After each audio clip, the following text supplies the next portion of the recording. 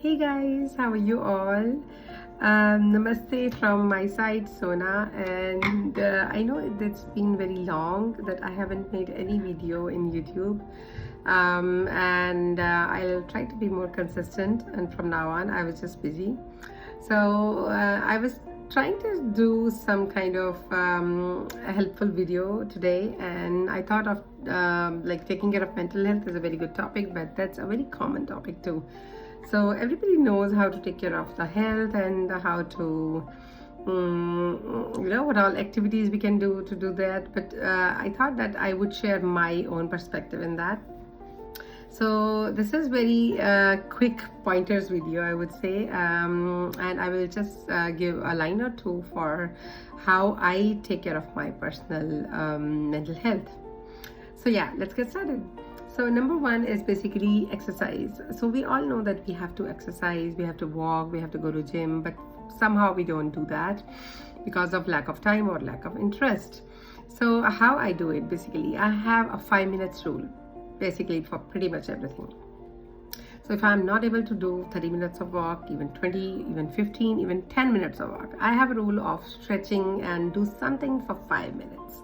So 5 minutes exercise, my schedule includes basically some breathing exercises and some yoga and some stretching. So I basically like to do some strength training stretches, which includes squats, lunges, and some basic yoga stretches. So that's it, and I feel very accomplished. I feel that I have done my today's exercise, and if you think that's not enough, I know that's not like enough, but that something is better than nothing.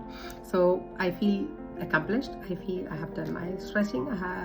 I'm in a good shape in the sense of my muscles are getting stronger, my bones are flexible, and yeah, I feel good. So yeah, why not?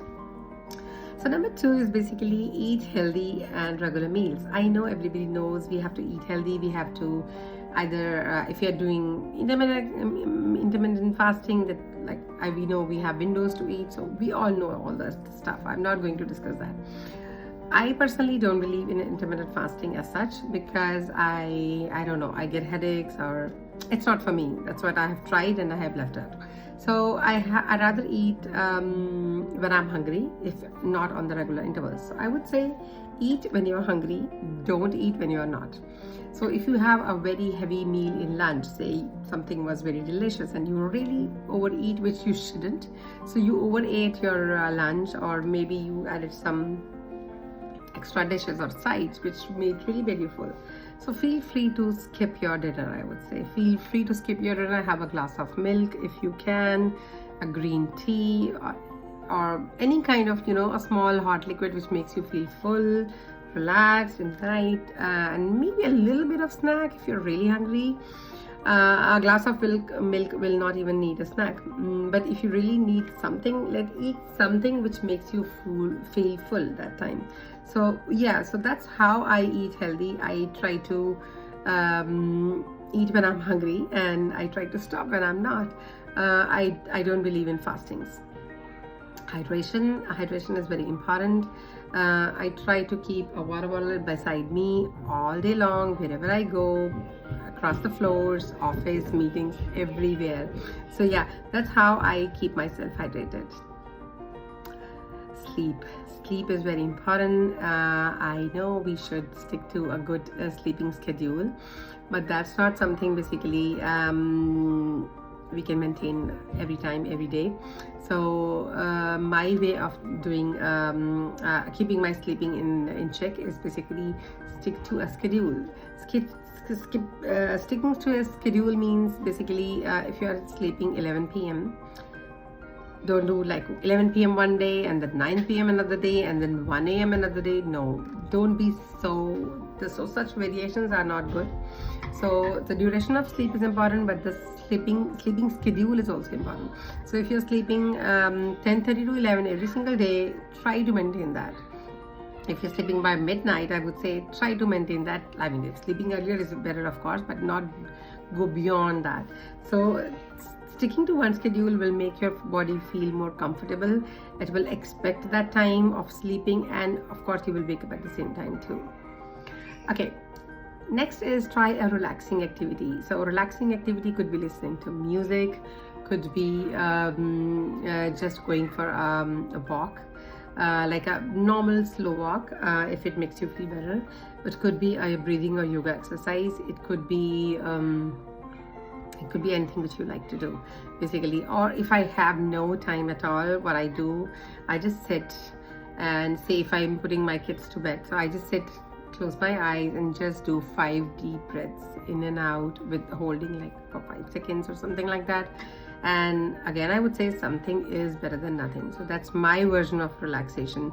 So if I'm not having time to do fancy things, you know, give me alone time, sitting alone in the room, don't disturb me sort of things, I don't have that time, it's okay. I still do something to check my list. Yes, I did this for me today. Next is setting your goals and priorities right. So set your goals. You have to do so and so activities every single day to maintain your mental health, to keep yourself sane. Do it for yourself. You are a mom, I know that, but you gotta do it for yourself. Why? Because you have to keep your glass full before pouring into others. So if you really want your kids to be fulfilled, happy, healthy, you got to take care of yourself first. So you're not selfish, you are a sane, very sensible mom, I would say. So yeah. Next is practice gratitude all the time. You should be grateful for things you have, for people around you. Even if you don't have very good people around you, I would say try to find the goodness in them. If you can't, leave them as they are. Even if it's your spouse, your kids. I know, because nobody's perfect. I'm not perfect, you're not perfect, nobody's perfect. We have hard times with people, we have hard times in situations, in events. Try to look for better things rather than worse things. I know worse things exist, and that's a reality. Try to focus on good things, shift your mentality. It takes a little effort and practice, but trust me, once you start doing that, you'll be much more relieved, because that's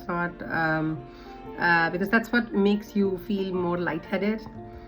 You can focus more on the things you really want to focus on, rather than bursting into madness and then getting into the guilt and taking hours to get back to your work schedule or whatever it is. So keep yourself sane, be in your lane, and yeah, just keep doing what is right for you, and leave the rest. You're not supposed to solve every problem in the world, not even in your home.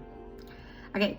Next is focus on positivity, as I just talked about. Focus on good and leave the bad or not so good things on their own. Things are there and it will always be there. Life can never be perfect, but we can always focus on better things. Last but not the least, stay connected. Talk to people, talk to someone you trust. Don't put everything in your heart, don't keep everything inside, that you burst one day on your kids, or on your boss, or on your spouse, or bursting into tears. I don't want you to do that. I used to be like that, but it's not worth it. It's not beneficial to anybody, actually. So rather express your feelings in a sensible way. Express how you feel. If you don't like it, say it, I don't like it. If you can't accept something, say it.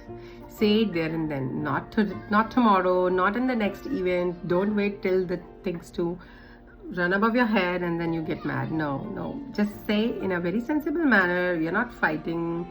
We are not bragging. We are just saying what we don't like, what is not acceptable in your life. So saying is basically much better than bursting later. So yeah. So those were my 8 points, basically, to maintain my mental health. It's very practical.